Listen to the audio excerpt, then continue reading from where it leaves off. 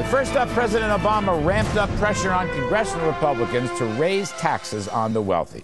But what I didn't hear from the president, anything about spending cuts, anything about entitlement reform, or any sign of common ground plan to avert the coming tax and fiscal cliff. Joining us now to talk about all this, we're going to get a GOP response. Senate Republican Conference Chairman John Thune of South Dakota. Mr. Thune, welcome back to the show. You know, the Washington Post runs an editorial today saying it's time for the president to unveil some leadership on entitlement reforms and spending cuts because he hasn't done it. Now, I want to ask you, at the president's pep rally today, did you hear any of those leadership reforms on spending and entitlements? I certainly didn't. And by the way, good evening, Larry. It's nice to be with you again. And I don't find myself often agreeing with the editorial page of the Washington Post, but this time they actually had it right. And the president right now, the pep rally today, is going out again on Friday, is really a continuation of the campaign when, in fact, right now what he ought to be doing is trying to find some common ground with Republicans, with Congress up here on Capitol Hill, because we've got to do something to avert this fiscal cliff. The only way we do that, obviously, is to come up with a package that addresses what really drives federal spending, and that's entitlement programs. The president doesn't seem to want to talk about that, nor do Democrats up here on Capitol Hill, but we are not going to get to a solution here at the end of the year that addresses the near-term and the long-term problems for this country unless we can deal with entitlements. All right, let me ask you, let's narrow it down. It's a Democratic Senate. The president referred to the Democratic bill in the Senate. That bill would extend all the tax cuts under $250,000, but would allow the top rates to rise. Now, he didn't explicitly say the top rates, but that's what that bill does, as you well know. First question, Senator Thune. Does Mr. Obama and the Democrats have the votes to pass their bill?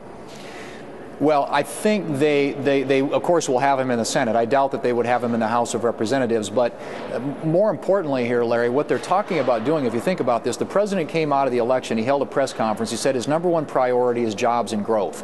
Well, obviously, we would agree with them that jobs and growth should be the number one priority. The worst thing that you can do if you're worried or interested in growing the economy and creating jobs, you can't start raising taxes on the people who create those jobs. And that's what his small business tax would do. January 1, you would see those two top rates go up.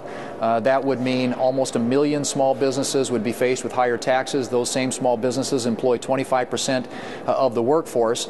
And you've got a study out there by Ernst & Young that says that it would cost the economy 700,000 jobs, reduce take-home pay by 2%, and slow the economy down by 1.3%. But I see that's a mistake to do that. I understand that, but I'm just looking at the politics of it, the legislative politics of it. I see some defectors. I see Saxby Chambliss as a defector. I think I see Susan Collins of Maine as a defector. I think I see Lindsey Graham as a defector. There may be some other defectors. In other words, can they get 60 votes for their proposal, which, as you say, would raise tax rates on successful people in small business? Do they have the votes, Senator Thune? I assume they keep all 53 Democrats on that. Possibly there are a couple who might be running in 2014 that might have a different view on this, but the 60 is a pretty high threshold. That means they'd have to attract 7 Republicans. As you mentioned, there are Republicans out there who are talking publicly about this issue and articulating their own position on the tax issue. Even if they can get to 60 in the House or in the Senate, they're not going to get there in the House. The House of Representatives has made it very clear that tax rate increases are a non-starter. All right. Well, especially today, it just seemed like Mr. Obama was sort of dissing Mr. Boehner on the difference between tax rates and capping deductions, but we'll leave that to it another time. I guess my other point is Erskine Bowles from Simpson Bowles, Bowles Simpson, he comes out of a White House businessman's meeting today and said that maybe you don't have to go up to 39.6% on the highest marginal tax rate. Maybe Obama will be flexible and it'll only be, I don't know, 37%, sir, or 38%. Is there wiggle room on your side for that kind of thing? Is that what they mean by common ground? I don't think that gets you there. I mean, Speaker Boehner, other Republican leaders have laid out some parameters of what Republicans might be acceptant of.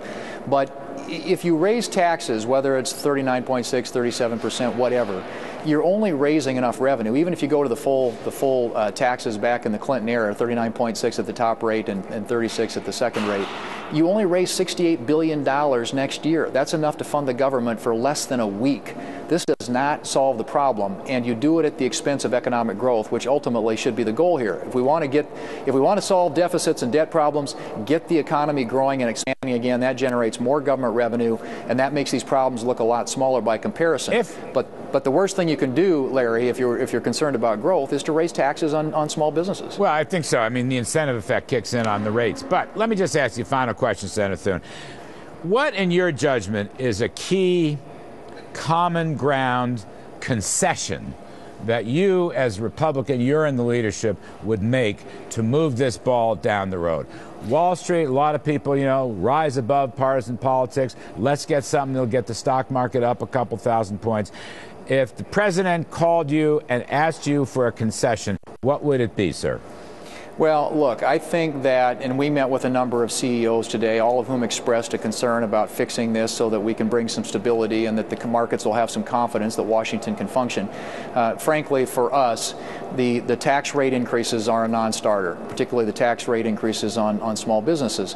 Well, any tax rate increases would be a non-starter. If you carved that out, if you carved out the small businesses, if you carve them out of the tax hike, would that be acceptable to you?